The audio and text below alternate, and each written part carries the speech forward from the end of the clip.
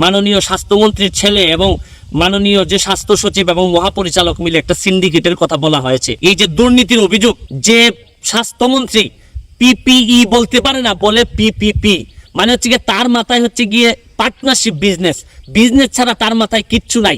সে যে personal protection equipment এটা পর্যন্ত তার মাথায় নাই, তার মাথায় হচ্ছে গিয়ে প্রাইভেট পাবলিক পার্টনারশিপ, মানে ব্যবসা ছাড়া তার মাথায় কিচ্ছু নাই। তাহলে দরকার হলো অন্য মন্ত্রণালয়ে তারা দিয়ে দেন। কিন্তু এরকম একটা ক্রাইসিস মোমেন্টে যে লোকটা ভালো করে হিসাবই বলতে পারে না, ক্যামেরার সামনে যে লোকটা হিসাবের কথাই বলতে পারে না যে এই পর্যন্ত কতজন আক্রান্ত হয়েছেন, হিসাবে যে মন্ত্রী বারবার ভুল করে, তার কথা আমি কি বলবো।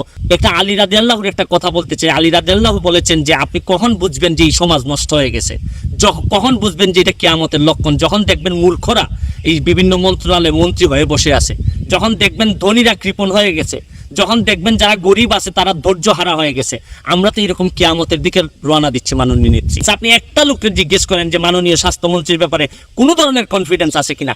এইরকম কনফিডেন্স না থাকলে, যে মন্ত্রীর উপর বিশ্বাস থাকে না তার উপর এইরকম অবিশ্বাস নিয়ে পৃথিবী থেকে বিদায় নেওয়াটা দুঃখজনক। মাননীয় মন্ত্রী, মাননীয় সংসদ সদস্য, আমি পারবো যদি আপনারা মাননীয় সংসদ সদস্যরা আমার সাথে থাকেন, তবে আপনি মাননীয় সংসদ সদস্য আপনি আসেন আমার অফিসে, এক কাপ চা খেয়ে আমরা আলাপ করব ভবিষ্যতে আমরা কিভাবে এটা শুরু করা যায় এই বিষয়টা নিয়ে কথা বলেন।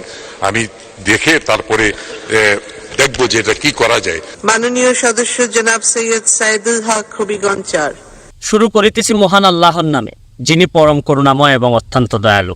যতগুলা ব্যর্থ হয়েছে এর মধ্যে প্রথম টপ মন্ত্রণালয় হচ্ছে গিয়ে স্বাস্থ্য মন্ত্রণালয়। এমন একজন মন্ত্রী, এটা স্বাস্থ্যমন্ত্রী, আপনি মনে হয় দেখেছেন মাননীয় নেত্রী, যে 37 জন লোককে পিছনে নিয়ে করোনার ব্যাপারে উনি আমাদেরকে সচেতন করতে গিয়েছিলেন। আপনি জানেন মাননীয় নেত্রী, ওনাকে ন্যাশনাল কমিটির প্রধান করা হয়েছে এবং উনি জনসমক্ষে সাংবাদিকদের সামনে বলেছেন যে উনি সভাপতি ন্যাশনাল কমিটির ঠিকই, কিন্তু উনি কিচ্ছু জানেন না কোথায় কি হচ্ছে। এই ধরনের কথা বলার পর মিনিস্ট্রিয়াল রেসপন্সিবিলিটি অনুযায়ী তো উনি তৎক্ষণাৎ রিজাইন করার কথা ছিল। মাননীয় নেত্রী, আপনি জানেন যে উনি হচ্ছেন গিয়ে সেই স্বাস্থ্যমন্ত্রী গত বছর যখন 90,000 লোক ডেঙ্গুতে আক্রান্ত হয়েছিল, ঢাকায় যখন মহামারী হয়েছিল, তখন তিনি থাইল্যান্ডে না কোথায় পরিবার নিয়ে বেড়াতে গিয়েছিলেন। মাননীয় নেত্রী, আমি শুধু একটা কথা বলতে চাই, নিউজিল্যান্ডের লকডাউন থাকা অবস্থায় একজন স্বাস্থ্যমন্ত্রী শুধু সি বিচে বেড়াইতে গিয়েছিলেন, তাকে ডিমোশন দিয়ে অন্য মন্ত্রণালয়ে ডিমোশন দিয়ে দেওয়া হয়েছে। মাননীয় নেত্রী, আমি একটা কথা বলতে চাই মাননীয় নেত্রী, আপনি হয়তো ফেসবুকে দেখেছেন যে মাননীয় স্বাস্থ্যমন্ত্রীর ছেলে এবং মাননীয় যে স্বাস্থ্য সচিব এবং মহাপরিচালক মিলে একটা সিন্ডিকেটের কথা বলা হয়েছে। N95 যে মাস্কের কথা বলা হয়েছে, যে মাস্কের কারণে ডাক্তাররা আজকে হুমকির সম্মুখীন। এই যে দুর্নীতির অভিযোগ, এই অভিযোগ স্বাস্থ্য মন্ত্রণালয়ের এই সিন্ডিকেটের কথা বলা হচ্ছে। একটা আলী রাদিয়াল্লাহুর একটা কথা বলতে চাই। আলী রাদিয়াল্লাহু বলেছেন যে আপনি কখন বুঝবেন যে এই সমাজ নষ্ট হয়ে গেছে, কখন বুঝবেন যে এটা কিয়ামতের লক্ষণ, যখন দেখবেন মূর্খরা এই বিভিন্ন মন্ত্রণালয়ে মন্ত্রী হয়ে বসে আছে, যখন দেখবেন ধনীরা কৃপণ হয়ে গেছে, যখন দেখবেন যারা গরিব আছে তারা ধৈর্য হারা হয়ে গেছে। আমরা তো এরকম কিয়ামতের দিকে রওনা দিচ্ছি মাননীয় নেত্রী।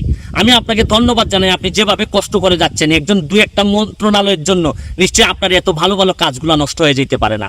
মাননীয় মন্ত্রী, আমি বলছি যে তাদেরকে বদলাই অন্য আরেকজনকে দিলেই যে তাড়াতাড়ি দিনের ভিতরেই যে সব চেঞ্জ হয়ে যাবে তা বলছি না মাননীয় নেত্রী, কিন্তু মানুষের যে কনফিডেন্স, আপনি একটা লোককে জিজ্ঞেস করেন যে মাননীয় স্বাস্থ্যমন্ত্রীর ব্যাপারে কোনো ধরনের কনফিডেন্স আছে কিনা। এইরকম কনফিডেন্স না থাকলে, যে মন্ত্রীর উপর বিশ্বাস থাকে না তার উপর এইরকম অবিশ্বাস নিয়ে পৃথিবী থেকে বিদায় নেওয়াটা দুঃখজনক। মাননীয় মন্ত্রী, মাননীয় প্রধানমন্ত্রী, আপনাকে বলছি যে দেখেন, যারা শেখ রাসেলকে যারা হত্যা করছিল, সেই মাজেদকেও তো ফাঁসির দণ্ড দেওয়ার আগে তাকে তার একটা শেষ ইচ্ছা জিজ্ঞেস করা হয়েছিল, তার শেষ ইচ্ছাটা পূরণ করা হয়েছে। যারা আজকে আমরা যারা সুস্থ আছি বা যারা বাংলাদেশ থেকে বিদায় নিবে, তাদের অন্তত শেষ কথাটা, শেষ ইচ্ছাটা হচ্ছে গিয়ে এরকম একটা ব্যর্থ মন্ত্রণালয়ের মন্ত্রী রেখে আমরা এই পৃথিবী থেকে বিদায় নিতে চাই না। আপনি তো চাইলে, এটা তো এমন কোনো আপনি ছাড়া আওয়ামী লীগ এবং এই সরকারে কেউ অপরিহার্য না, একটা লোক এখানে অপরিহার্য না, চাইলে আপনি পরিবর্তন করে, তাহলে দরকার হলো অন্য মন্ত্রণালয়ে তারা দিয়ে দেন। কিন্তু এরকম একটা ক্রাইসিস মোমেন্টে যে লোকটা ভালো করে হিসাবই বলতে পারে না, ক্যামেরার সামনে যে লোকটা হিসাবের কথাই বলতে পারে না যে এই পর্যন্ত কতজন আক্রান্ত হয়েছেন, হিসাবে যে মন্ত্রী বারবার ভুল করে, তার কথা আমি কি বলবো। আর কোনো কথা মন্ত্রী, মাননীয় প্রধানমন্ত্রী, আর কোনো কথা বলার নাই আমাদের। শুধু একটা কথা বলতে চাই যে এইরকম যে স্বাস্থ্যমন্ত্রী পিপিই বলতে পারে না, বলে পিপিপি, মানে হচ্ছে গিয়ে তার মাথায় হচ্ছে গিয়ে পার্টনারশিপ বিজনেস ছাড়া তার মাথায় কিচ্ছু নাই। সে যে পার্সোনাল প্রোটেকশন ইকুইপমেন্ট এটা পর্যন্ত তার মাথায় নাই, তার মাথায় হচ্ছে গিয়ে প্রাইভেট পাবলিক পার্টনারশিপ, মানে ব্যবসা ছাড়া তার মাথায় কিচ্ছু নাই। আমি আমার মাননীয় প্রধানমন্ত্রীর কাছে আবারও কোর্ট জুড়ে চাচ্ছি যে এইরকম একটা ক্রাইসিস মোকাবেলায় এই গ্রাম আপনার মতো যদি বিশ্বাস করার মতো কোনো একজন মন্ত্রী না থাকেন, তাহলে আমরা মরেও শান্তি পাবো না। আবারও আপনার জন্য শুভকামনা করে, অন্তত আমি জানি আপনি আমার চেয়ে অনেক ভালো জানেন, ভালো বুঝেন, তারপর আমাদের মনের কথা অন্তত ভুল হোক শুদ্ধ হোক, সব বেশিরভাগ মানুষ যেহেতু মনে করে যে এই মন্ত্রণালয়ের মন্ত্রী এবং যারা আছেন তারা একটা সিন্ডিকেট করে আপনাকে ডুবানোর প্রচেষ্টায় লিপ্ত। আমি বলি মাননীয় প্রধানমন্ত্রী, যদি আপনি আমাদের কথা একটু শুনতেন, এই মুহূর্তে যদি তারা একটু পরিবর্তন করে দিয়ে একজন যার প্রতি বিশ্বাস রাখা যায়, জানি না কতটুকু মরার যদি কপালে লেখা থাকে মরবো, কিন্তু একজন বিশ্বাসযোগ্য লোককে যদি মন্ত্রী দিতেন, তাহলে অন্তত যুদ্ধটাতে সেনাপতি যদি ভালো হয়, তাহলে এই যুদ্ধে শহীদ হইল মনের মধ্যে কোনো কষ্ট থাকে না। ভালো থাকবেন, সুস্থ থাকবেন। ধন্যবাদ মাননীয় সদস্য, মাননীয় মন্ত্রী। মাননীয় সংসদ সদস্য, আপনার প্রশ্নের উত্তরে আমি একটা কথাই বলবো, আমি পারবো যদি আপনারা মাননীয় সংসদ সদস্যরা আমার সাথে থাকেন। আর বিষয়টি আমি খুব ভালো একটু অবগত নই। আমি মাননীয় সংসদ সদস্যকে অনুরোধ করব তিনি যদি আমার সঙ্গে দেখা করেন এবং এই বিষয়টা নিয়ে কথা বলেন, আমি দেখে তারপরে দেখবো যে এটা কি করা যায়। তবে আপনি মাননীয় সংসদ সদস্য, আপনি আসেন আমার অফিসে, এক কাপ চা খেয়ে আমরা আলাপ করব ভবিষ্যতে আমরা কিভাবে এটা শুরু করা যায়। আমি ডেফিনেটলি আমি পারবো। এবং আপনার মাধ্যমে এটিকে বলতে চাই, আপনাদের কাছে আমার সবিনয় অনুরোধ, আপনারা প্রত্যেকের এলাকায় যে সমস্ত ক্লিনিক ডায়াগনস্টিক সেন্টার থাকে আপনারা ভিজিট করুন, ভিজিট করে দেখুন যে তাদের সেই যা যা সুবিধা সেগুলো আছে কিনা, লাইসেন্স আছে কিনা। মাননীয় সংসদ সদস্য, বার্ন ইউনিট করতে গেলে বেশ কিছু জিনিস দরকার, যে দক্ষ জনবল, দক্ষ সিস্টার, দক্ষ সবই কিছু। অর্থাৎ আমাদের দেশে এখন যে দক্ষ জনবল আছে সে দক্ষ জনবল দিয়ে আমরা বিভাগীয় শহরগুলোতে প্রথমে শুরু করব। আমি আজকেই সিলেট বিভাগে একটা নির্দেশ দিয়েছি যে সিলেট বিভাগে আমি 6 তারিখে সিলেট যাব। তার আগে যেন আমাকে জানানো হয় যে সিলেট বিভাগে কতগুনা উপজেলায় কতগুনা ওটি নষ্ট কিংবা কি কি নাই, কি কি কাজ, সেই জিনিসগুলা আসলে পরে আমি দেখব আমি যে আপনার হবিগঞ্জে কি করা যায়। চেষ্টা করছি যে প্রতিটা বিভাগে আমি এখন গিয়ে দেখে যে কি কি সমস্যা আছে সেগুলা চিহ্নিত করে যত দ্রুত সম্ভব আমি এগুলো চালু করার ব্যবস্থা করব।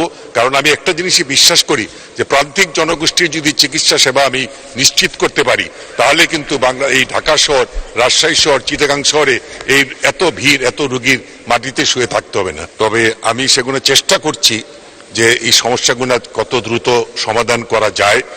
এবং এটা তো একদিনে সম্ভব না, কারণ এটা অনেক অনেক কমপ্লেক্সই পুরানো হয়ে গেছে, অনেক অনেক স্বাস্থ্য কমপ্লেক্সই আমি জানি যে ঠিক কাজ করার মতো কোনো পরিবেশ নাই। তো সেগুলো নিয়ে আমি কাজ করছি, আমি দেখি কতটুকু করতে পারি, আমি চেষ্টা করব। কারণ আমি যদি শিক্ষক ভালো না দিতে পারি, ভালো কোয়ালিটি ডাক্তার পাবো না। আমার বেশ কোয়ান্টিটি ডাক্তার দরকার নাই, আমার কোয়ালিটি ডাক্তার দরকার। যে ডাক্তার হবে মানসম্পন্ন ডাক্তার হবে। তো মাননীয় সংসদ সদস্যের বিষয়টি আমি বিবেচনা করব, আমি চেষ্টা করব ওনার এই সমস্যাটা অতি দ্রুত সমাধান করতে। ধন্যবাদ মাননীয় স্পিকার। ধন্যবাদ মাননীয় মন্ত্রী। দেখলেন দর্শক কিভাবে এবার স্বাস্থ্যমন্ত্রীর সকল দুর্নীতি তুলে ধরলেন ব্যারিস্টার সুমন এবং কঠিনভাবে ধোলাই করলেন এই চোর স্বাস্থ্যমন্ত্রীকে। যেখানেই অন্যায় দুর্নীতি সেখানেই ব্যারিস্টার সুমন ভাইয়ের সাহসী প্রতিবাদ। এই স্বাস্থ্যমন্ত্রী কোটি কোটি টাকা লুটপাট করেছে। স্বাস্থ্যমন্ত্রী তার ছেলে মেয়ের নামে অসংখ্য টাকা পয়সার লেনদেন করেছে, সরকারের টাকা লুটপাট করেছে, কিন্তু তার বিরুদ্ধে কেউ কথা বলার সাহস পায় না। কারণ তিনি স্বাস্থ্যমন্ত্রী, যে কোনো সময় যে কোনো মানুষকে ঘুম করে ফেলতে পারেন তিনি। কিন্তু দেখুন, বাংলাদেশ একজন সাহসের বীর পুরুষের জন্ম হয়েছে, যে কিনা এসব এমপি মন্ত্রীদের কোন পাত্তাই দেন না। সকল এমপি মন্ত্রীদের চুরি দুর্নীতি তিনি সাহসিকতার সহিত ফাঁস করে দেন। তাই তো তাকে এখন বাংলার ফাটাকেষ্ট বলা হয়। তিনি আর কেউ নন, তিনি আমাদের সকলের প্রিয় ব্যারিস্টার সুমন ভাই। দর্শক, আপনারা সবাই এই ব্যারিস্টার সুমন এর জন্য দোয়া করবেন। আজ মাননীয় প্রধানমন্ত্রীকে ধন্যবাদ জানাচ্ছি যে তিনি একজন যোগ্য এমপি বানিয়েছেন। মাননীয় প্রধানমন্ত্রীকে অনুরোধ করব তার ওপর নজর রাখার জন্য, তাকে যেন কেউ হামলা করতে না পারে, কারণ তার শত্রু তো এমপি মন্ত্রীরা। আজকের মতন বিদায় নিচ্ছি দর্শক। ভিডিওটি বেশি বেশি শেয়ার করে সকলকে দেখার সুযোগ করে দিন। আর আপনি চ্যানেলে নতুন হয়ে থাকলে এখনই সাবস্ক্রাইব করে রাখুন সবার আগে সত্য তথ্য পেতে।